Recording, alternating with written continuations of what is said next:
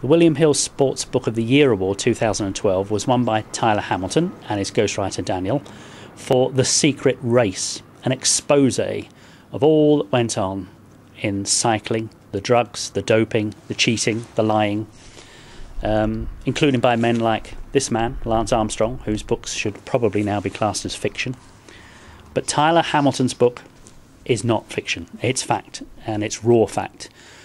A real expose of what went on in the cycling world, the likes of which only journalists like David Walsh of the Sunday Times were talking about and writing about over and over and over again. Well, now here we have it in one book. The award-winning book, the William Hill Sports Book of the Year Award, went to Tyler Hamilton and Daniel for The Secret Race, and I met up with them to talk about what's in that book. What am I going to learn from this? This is the human story that is an all-access pass into the rooms, into the veins of this story. You know, this is not told from the outside. This is told from the inside, from a person who's an ordinary person. You know, Tyler's great strength is that he's kind of a guy next door. You know, he didn't come into it as some kind of superhero. This is more of a sort of a person who got involved in this extraordinary world, this extraordinary culture. So it's that story. It's from inside. Can you be Tyler? Can you be an ordinary person and be involved in the world of cycling today? Yeah, I think you can. You can. I was just a normal guy who loved sport and, you know, got for whatever reason got involved in cycling, and, you know, next thing I know, I'm racing in the Tour de France. And so your ambition was not always to do that? I mean, a lot of When I grew up, my major sport, my big sport growing up as a kid was ski racing. Right. And I did it up through high school, into college. Sophomore year at the University of Colorado, I had a back injury. It took me off the skis for the winter, and as an activity, they said I could ride my road bike. And was this always? The rest is history. Really. I'll ask both of you, whoever wants to answer the question. Daniel, Tyler, was this book always planned, or dare I say it, are you cashing in on the furore of drugs in cycling? This book was always planned. Dan and I met back in 2003, right? 2004. Yes, 2004. 2004. Dan was over doing some work in Europe, and we spent some time together. And I told Dan back then that I would love to write a book someday. But at that time, you know, I didn't know I was going to be writing a book about this.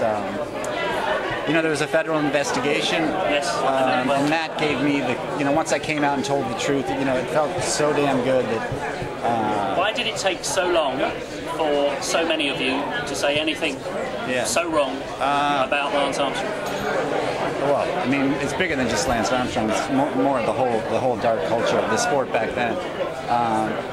You know, the omerta, the code of silence. It was like I felt a huge pressure to keep my secrets inside. And you know, I was 3.5 years ago, I was prepared to go to the grave with these secrets. And you know, little did I know, a federal investigation, being subpoenaed, standing in front of the grand jury, that was going to be my turning point. It was like one of the best days of my life. Really? Yeah. This is a story of a culture. You know, this is not the story of one man. It's a story of a culture of secrecy. And the size of the secret, in fact, is one of the things that made it stay secret for so long. Yes. It's massive. And the size of it and the way that it was part of everyday life. This isn't the story of 1 or 2 syringes, right? This is a story that involves dozens of people, and it involves a whole culture of a sport. And so that's why it was able to remain a secret for so long, and why it took until now to have people like Tyler come forward, to have this investigation happen, and to have that world, the curtain pulled back completely. You can't pull it back part way. It's so big you have to pull it back all at once. What do you regret about that era? I regret that, you know, I started doping back in 1997, and you know, and that led to a dirty career for me. Do you think? I regret lying to everyone. I regret it all. You know, if I could do it all over again, Final question: is cycling going to be a better sport for all this? It will be. It will be. You know, right now we're in a bit of a crux. I believe today's cycling is a lot cleaner than it was 10, 12 years ago, but there's still room for improvement, and I have hope for the future, that's for sure. Daniel, finally to you, what have you learned through doing this book? What have you learned about cycling that you didn't know? It's more about our common humanity, what we all would do in these kind of situations, the importance of having a clean culture, which involves all of us. It involves the storytellers, the sports writers in this room. It involves me. It involves everyone's family. To have a clean culture is something that we all can participate in. Thank you very much for your time, gentlemen, and good luck with the book. Thank you. You too, Vern.